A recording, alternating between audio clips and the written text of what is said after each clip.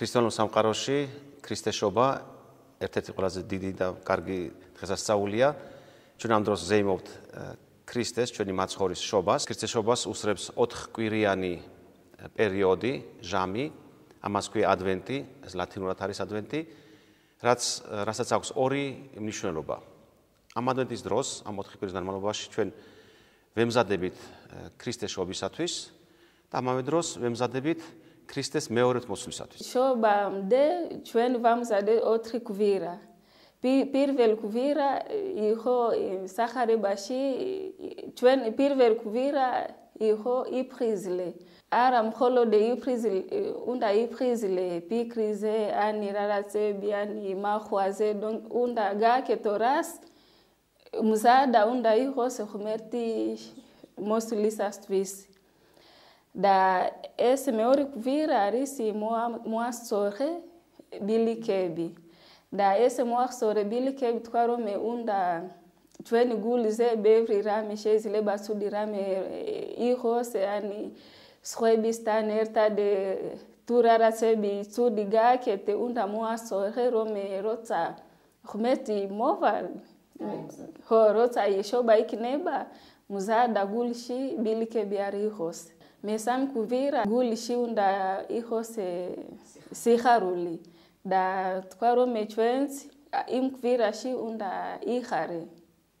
სიხარული უნდა კონდეს გულში. მეორე კვირა არის მე ვარ ღმერთის მომსახური. რახან ეს 4 კვირა ეკლესიაში სხვადასხვა ნიშნები გვაქვს ძალიან მნიშვნელოვანი. მაგალითად ეს არის 4 სანთელი. ეს რაც ნიშნავს სიმბოლური ნიშანი ის რომ არის 4 კვირა.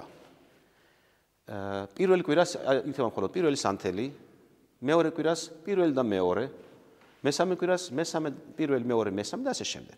ესაც სიმბოლური ნიშანია უკვე ეს დრო მოვდის და იბადება ქრისტე. ამის გარდა, 4 სანთელის გარდა გვაქვს კიდევ ესეთი მნიშვნელოვანი ეკლესიის კონსტრუქცია გვიწყობს ხელს, რომ ეკლესია როგორც ხედავთ არის 4 ბოძზე დამყარებული. და როდესაც მრევლი შემოდის, გვაქვს ასეთი წარწერად. ყველას გეუბნებით, იფხიზლეთ. ეს არის ფრაგმენტი პირველ კვირას, ადვენტის პირველ კვირას, 27 ნოემბერს, სახარებაში მნიშვნელოვანი აზრაც იყო. აი ზუსტად მოგვიწოდებს, რომ იფხიზლეთ. და ეს სიფხიზლე, ეს კარგად ჩანს დილის წირვებზე.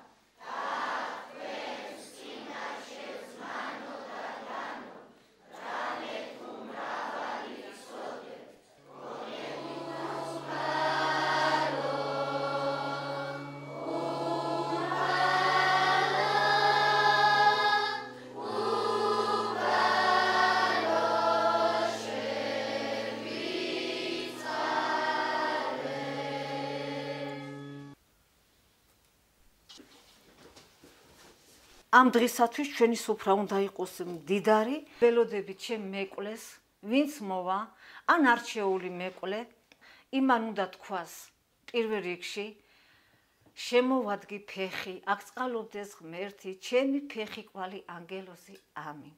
მეც რა თქმა უნდა ვეუბნები ამის დიდი სიხარულით, რომ ის იგივე ქრისტეს ნიშანია, რომელმაც მე ეს მეკლე გამომიგზავნა და დიასახლისი მეკლეს აწოდებს იგივე გაკეთებული მზა გოზინახს, კაკლის მურაბას, თაფს, ყოზით გამზადებული, ტკბილეულით უნდა შევხვდეთ, როგორც ქრისტე ჩვენთან მოვიდა ტკბილად, ასე ჩვენ ტკბილად უნდა შევხვდეთ მობრძანებულ ჩვენს მეკლეს, ანუ მეკლეს კიდევ შეიძლება მოხვდეს უკან ბევრი სხვადასხვა სტომა, რომელსაც გულთბილად და ალალი როიტყვენ გულით ვხსნით სუფრას და ვღებულობთ და მერე ვიღებთ ჭიქებს და ჭიქებით. აბა გაუმარჯოს შობას, ვლოცავთ შობას.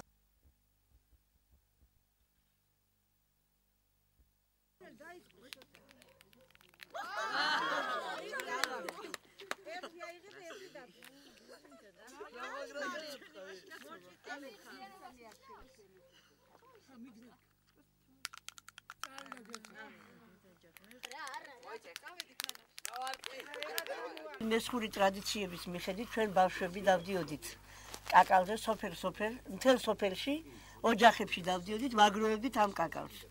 შემდეგ გათენდებოდა დილა ახალი წლის 1 იანვარი წავიდოდით ერდოებზე, ანუ ბანზე, ერდოებს ეძახოდნენ.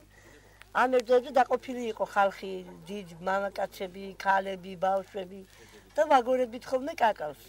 რა თქმა უნდა, ერთი კაკალი როგორც დედო ისე იდო და ვაგორე ვინც გაარტყავდა, აკრიფავდა, ხან წავაგებდით ამ კაკალებს, ბევრ კაკალს წავიგებდით, ხან მოვიგებდით და მოქონდა სახლში. ან წავაგებდით და ვიყავით ასე თამაშობდით ხოლმე და მე ეს ტრადიცია 70 წლებიდან უკვე აღარ არსებობდა. ვიცით რომ სახარების მიხედვით, როდესაც იესო დაიბადა, მერე მოდიან აღმოსავლეთიდან მოგვები, ანუ ვარსკვლავთ მრიცხველნი, რომლებიც ჰეროდესთან საუბრის შემდეგ გაიგებენ ადგილმდებარეობას, სადაც იესო დაიბადა და მიდიან მის სანახავად. და ჩვენ ესეთი ტრადიცია გვაქვს, რომ შობიდან 2 კვირის შემდეგ 6 იანვარს გვაქვს ცარცის და გუნდრუკის კურთხევა, რადგანაც ვიცით რომ ამ სამა მოგმა მოიტანეს სხვადასხვა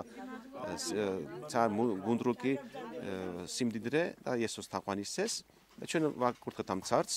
შემდეგ ყველა მორწმუნე მიაქვს ეს ცარცი, ნაკურთხი ცარცი სახში და აწერენ ამას. ან აწერენ KLB, ეს ნიშნავს სამი მოგვის სახელების პირველი ასოები.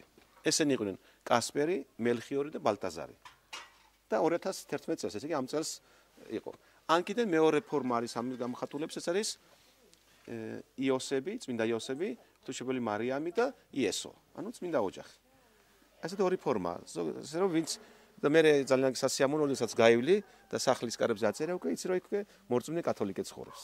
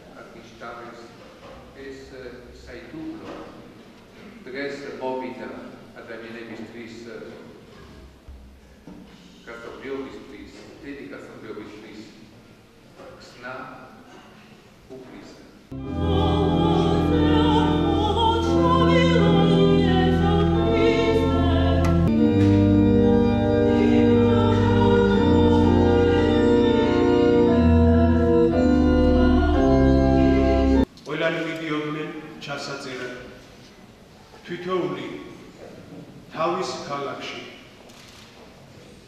იოსებიც წავიდა გალილეიდან, ქალაქ ნაზარეთიდან იუდეას დავითის ქალაქში, რომელსაც ეწოდება ბეთლემი.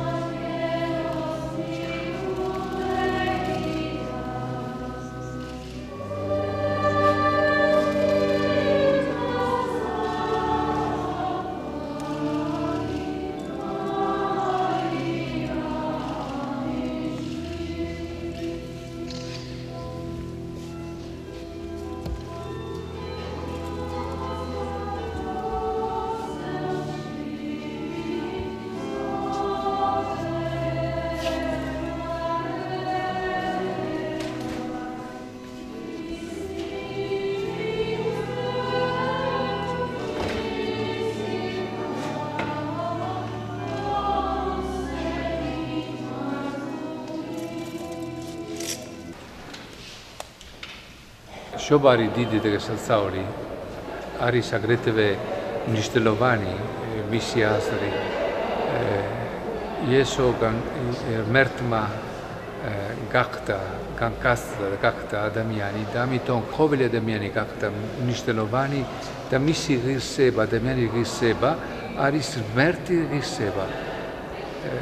მე ვფიქრობ, რომ დღეიდან იესოს შობიდან ჩვენ შევიძლია ვუხუროთ იესოს